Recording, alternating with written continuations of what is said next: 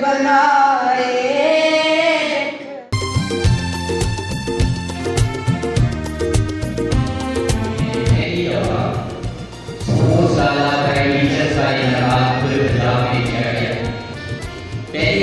मैं उस वक्त जंग में था, तो यहाँ से तस्वीरें पंजाब के ग्रुप्स में जब शेयर होती थी, मैं वहाँ बैठा देख रहा होता था कि ये सारी बातें बहुत अच्छा प्रोग्राम हो रहा है। ये किसी न किसी तरीके से तरक्की करे।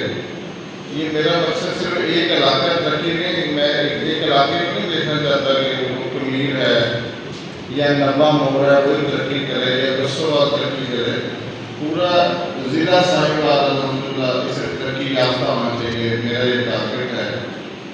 कल असम्बली जो वज़ीर सेहत और सेक्रेटरी सेहत सारे मौजूद थे, स्पीकर साहब के पास कल असम्बली सेशन था, तो अल्लाह का शुक्र है कि आपको इस बात की बड़ी बड़ी मुबारक है कि साहिवाल में साहिवाल कार्डियक इंस्टीट्यूट ने काम शुरू कर दिया है और यहाँ पे न्यू क्लासेस भी शुरू हो गई है। और यहाँ तेरी ज़मीं के ये चांद तारे हैं जिनकी